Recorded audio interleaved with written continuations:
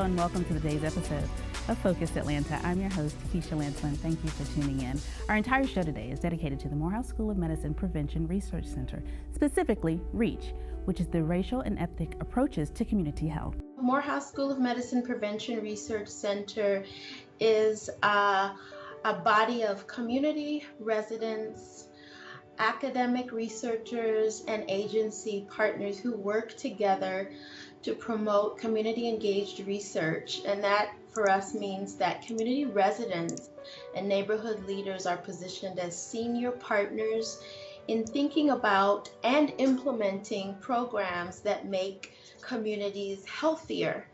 And so for us, health is not just clinical health related to things like cardiovascular disease, diabetes, or HIV, but whatever communities feel are important to ensuring that they not only survive but thrive is what we want to address. And so this model of the Prevention Research Center that is funded by the Centers for Disease Control and Prevention is one that does what we call flip the script. And so that kind of changes the traditional paradigm where doctor knows best or clinician knows best. This flipping the script means that communities bring their best and have resources and leadership that are critical to developing approaches that address health issues that are important to healthier communities. So our Prevention Research Center is also one of a network of 26 prevention research centers funded across the United States. And we are the only prevention research center in the state of Georgia. So we're really excited about the opportunities that we have to contribute to ways to improve community and population-based health. I was the chairman of MPUV from 2012 to 2014. And one thing that I found when I was working in the community is that a lot of people have difficulty getting access to health. NPUs are primarily the majority of the population that attend the NPU meetings are probably people who are 50 and above. And so what you find and what you have in the conversation and the needs you find at these community meetings are things like getting access to health. The board and the Prevention Research Center just finished doing a community needs assessment where we were able to gather information from hundreds of people in the area, many of the communities that are just south of I-20. And we're looking at what are the needs, what are those things in the community that are important to people, what do they think are some of the areas of need around health and wellness and really thriving and flourishing in the community. REACH is an initiative that is national. It's one of a number of funding mechanisms through the Centers for Disease Control and Prevention. And REACH stands for Racial and Ethnic Approaches to Community Health. And so while the acronym makes sense, it is also a little bit different in its model in that it is not designed to do traditional research with a small group of individuals, but to really have reach. So it is designed for us, and us is our PRC among other funded entities, to figure out ways that we can address the community context that can promote or serve as barriers to health. And REACH was particularly interested in ways that we could address risk factors related to cardiovascular disease and diabetes, as well as community clinical linkages. So those were the three approaches that we sought to address through our Morehouse REACH grant. I first became involved with Morehouse as a member of the Community Coalition Board. And I was working at Georgia Tech at the time, and I couldn't wait to the end of the day for me to go home and do my community work. And then whenever I found out a job came open for a community health worker, I applied for it, and I'm really happy getting to do my work in the community all day long. The Morehouse School of Medicine is community-based participatory research. And through community-based participatory research, we look at the NPUs to get information about who needs access to health and identify our community health needs. We came up with our focus on addressing cardiovascular disease and diabetes, because we are very intentional and strategic about partnering with community residents to conduct what we call a community health needs and asset assessment. So we have a number of community leaders, some of which are a part of what you have heard or will hear about through this Focus Atlanta segment, to help us to do a far-reaching assessment of community residents through surveys where they told us, number one, what was happening to them in terms of health and what they cared about and what was happening in their communities. And among the top priorities included cardiovascular disease and diabetes. And not only, they may have not used those words, while some did, but they talked about kind of what were some of the things that were behind those two disparities. And they said things like access to healthy foods, not just not having sidewalks, but having places where they could safely be physically active. I live in Capitol View Manor, which is one of the neighborhoods that's off of Metropolitan Parkway in Southwest Atlanta. And it's a food desert. The nearest full grocery store to me is 3.5 miles away on Cleveland Avenue. And so you've got this situation of a food desert, and then you add to that 30 to 38% of the households in NPU X and V, which are the neighborhoods around me, which the neighborhoods near University and Metropolitan and Ralph David Abernathy. Those 30 to 38% of the households in those neighborhoods don't have a car. So you've got a food desert, a third of the people without any kind of transportation, and you've got a real problem. Thanks for tuning in, and stay tuned for more here on Focus Atlanta.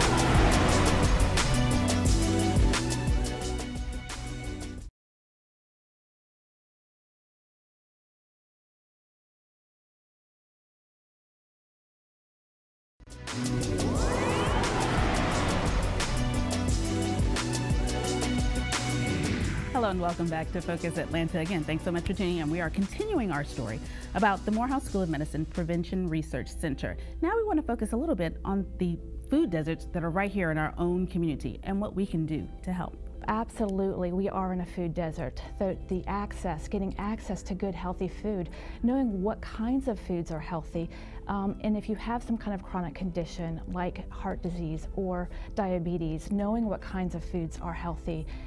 So that education is very important. I do a number of workshops around chronic disease self-management. So there are workshops in our local area. In fact, we just did one at the Metropolitan Library on Metropolitan Parkway. I'll be doing one in South Fulton and Vine City. Some of those areas that are really in some of the most need in terms of getting this information. These workshops are about helping people to manage their conditions. A lot of times we get a diagnosis and we feel like our diabetes is managing us. Some of the things that we do know are that cardiovascular disease, we know it's the #1 cause of disease for adults, regardless of ethnicity, and that diabetes has a similarly high disparity by race and ethnicity. And in the state of Georgia, there is a high prevalence of 2 factors that create risk for both cardiovascular disease and diabetes, and that is physical activity and consumption of healthy foods. And Fulton County is among southern states for which 77% have the highest rates of obesity and type 2 diabetes. So there's an epidemic in our nation, but there also is a concentration of individuals who are not physically active or who are not accessing healthy foods. What we did with REACH is we thought, okay, but what do these neighborhoods have? They have an abundance of these little corner stores that sell nothing but potato chips, candy bars, cigarettes, and lots of beer. We tried to harness that to be able to get healthy food in the hands of people in walking distance, right? So we ended up signing up 11 healthy corner stores to cooperate with us, and also to try to connect the corner stores with distributors we had a great distributor who would bring fresh produce into the corner store, so that in these neighborhoods where you have rampant diabetes, rampant heart disease, high blood pressure, they have options in their corner store which are so heavily traveled. I've probably lost about 27 pounds over the last 3 months. And so the belief in the work that we do in the Morehouse School of Medicine Prevention Research and Community Coalition Board assists me in doing these type of things. And so I do my cardiovascular work every day on a regular basis, because I do understand that cardiovascular disease is one of the #1 killers for someone who are in my demographic. And so I had high blood pressure. All these things were resolved when I lost that 27 pounds. And so, you know, I'm a testament to the fact that, you know, doing your cardiovascular at least 15 minutes a day, every day, you can reduce those things as far as obesity, high blood pressure, and improve your cardiovascular health. The percentage of Georgians who have access to opportunities to be physically active is 89%. So there is something wrong here. And so given this disparity, not just based on state statistics, but what community residents have been experiencing, we said, why don't we figure out ways to figure out how to address the context that make it easier for people to be physically active or easier to live healthy lifestyles. So you and I both know that it's easy to say I should eat a bag of apples rather than a bag of cookies, but it's easier said than done. So we want to make the healthy choices easier, and we try to do that through the REACH grant opportunity. I am a health and wellness coach, a national board certified health and wellness coach, and really I call myself a partner in possibility or partner in potential. We all have this potential to live fully, to live well in mind, body, and spirit, and I support people to really discover those ways, discover their full self, to have that vision of what they want for themselves and to live fully. Having a diagnosis of a chronic condition is not a life sentence. It really is something that just provides more opportunity to live in a different way. We can manage our own health. I think education is a really important component, because if we don't drive demand, if people are used to having junk food and fast food and junk, there's another term that they use, it's called a fast food swamp. So we live in a food desert, but a fast food swamp, because there's lots and lots of fast food, right? So when you're used to doing that, to stopping for fast food, you really, it's a combination that really can take its toll on the health of the community. Thanks so much for watching. Now stay tuned for more. Again, our entire show is about the Morehouse School of Medicine Prevention Research Center. So stay tuned for more. Focus at Atlanta.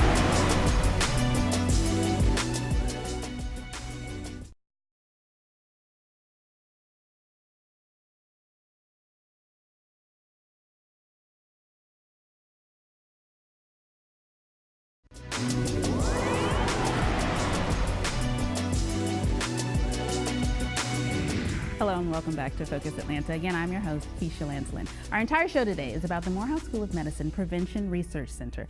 And now we'd like to talk a little bit about health inequities in Atlanta communities. The reason for my involvement with the Morehouse School of Medicine's PRC is that there are health inequities in our community, and the population that I work with, they need to be educated on those health inequities so they can maintain a healthy lifestyle, not just transitioning out of prison or preventing themselves from going to prison. So we help educate them on healthy lifestyle also. Of course, people are worried about diabetes. Of course, cardiovascular disease, which is the #1 killer here in the U.S. So some of those things really were not a surprise. Other things that really stood out to me in particular were issues around mental health and wellness. So we know that health is not just from the neck down. We know that our mental health and well-being is also very important in terms of the kinds of things that we do around pursuing good health, the way that we eat, the way that we exercise, our relationships. And so health and wellness really is a whole picture. We know that health is connected to everything.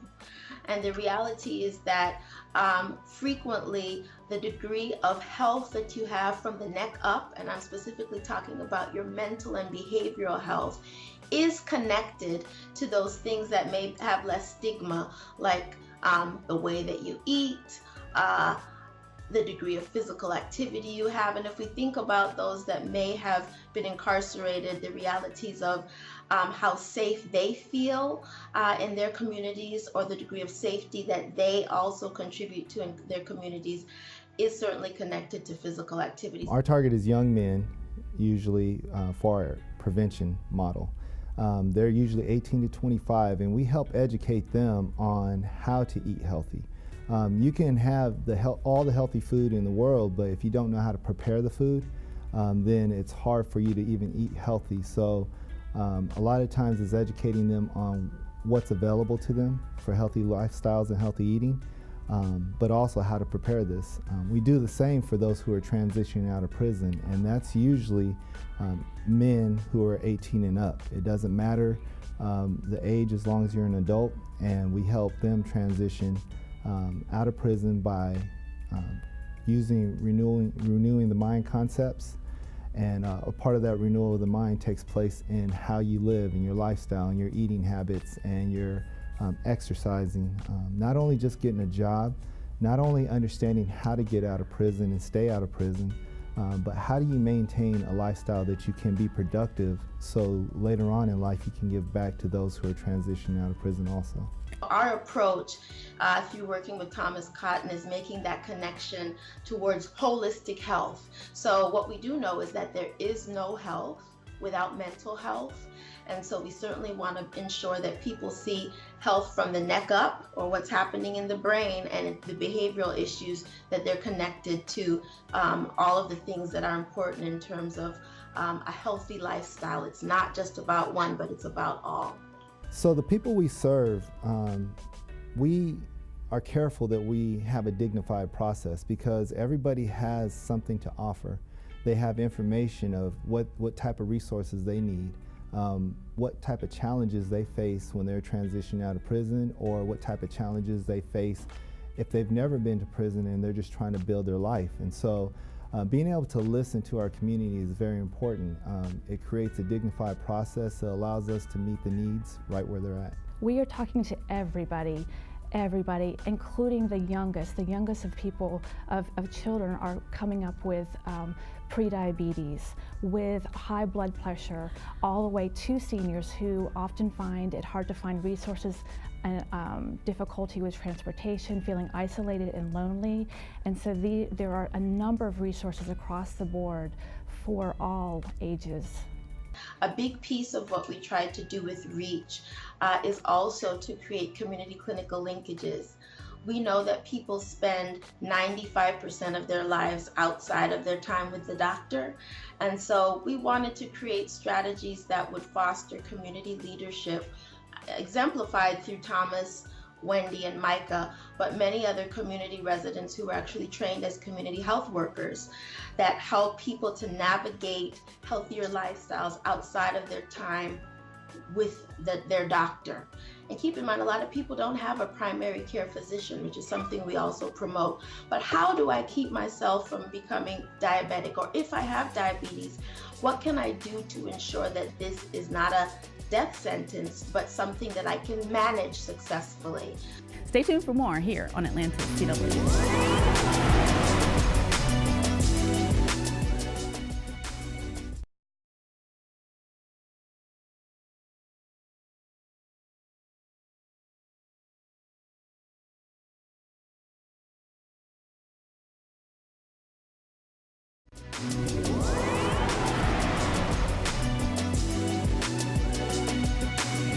Hello and welcome back to Focus Atlanta. Again, thank you so much for learning so much more about the Morehouse School of Medicine Prevention Research Center. They do so much work. But now it's time for us to talk a little bit about linking the solutions to the challenges and how you as a community member can get involved. Some of the challenges we face is the community does not know that they have a voice, that they do not know where to speak their voice. And so it's up to us as the Prevention Research Center Community Coalition Board to get this information out. There's a number of community involved people on this board, and so through our organizations and through our connections in the community, we're able to now share information with the community and gather information from the community, not just for the sake of research, but for the sake of taking this information and utilizing it in a way that we give right back to our community. It doesn't have to go through a long, drawn-out process, but it's collected, it's evaluated, and then it's implemented in the different areas that we can implement. And we're constantly looking for different ways of getting this information to the community and hearing back from the community so we can make greater impacts and greater strides and find the right partnerships to make sure that we're making the connections that need to be made in these communities. We have difficulty in getting people to come out and to participate. A lot of times people don't realize that the work we're doing in their community is to benefit them, and they don't understand that. A lot of times people think that we're being paid to do this work in the communities, but the way that we fund our work is through grant funding, through donations, and many times out of our own board directors' pockets. And so people don't understand that that work is for them, and sometimes they don't participate. They think that we're being paid to do work in their community, but the work is intended for them to come and get engaged and get involved so that they can take ownership of their own communities. There are some great websites with lots and lots of information. For instance, the Atlanta Regional Commission has a wonderful website, empowerline.org, and that is a resource primarily for senior citizens. It's a one-stop shop for all types of information that seniors could want and need around health and well-being. There is also a wonderful website, georgiahealthmatters.org, that's also affiliated with the Atlanta Regional Commission, and that offers information about these workshops around chronic disease self-management, diabetes self-management, tools for caregivers, and many others. For organizations and individuals who are interested in understanding the community health needs that are in the community, it's good to reach out to the Morehouse School of Medicine's Prevention Research Center Community Coalition Board. This information is ready and available to be utilized to impact our community in such a way. If you are interested in helping prevent people from going to prison or lowering recidivism, you can contact my organization at www.redeem-advance.org and schedule a time to come out and look at what we do, how we engage our community, and how this information can help with the health inequities and also lower recidivism. I want to thank you, Keisha, for the opportunity to have this platform and to provide it for the community leaders that we've heard from today. The only thing I would end with is to say we cannot improve communities without all of us. And so for us, that's at least a three-pronged approach. Strong data, so we have to be able to prove that we're making an impact. Community voice, which I think is the most important of those three elements, and also policy, systems, and environmental change approaches. We look forward to getting feedback on what communities and the broader public have felt about what we're doing. We need partners. We can't do it without all of us. Thanks so much for watching today's episode of Focus Atlanta. We hope that you've learned a lot just about food inequities and learning how to live better with chronic diseases and learning how you can become involved in the process as well. And we hope that you stay tuned every week here on Atlanta's CW.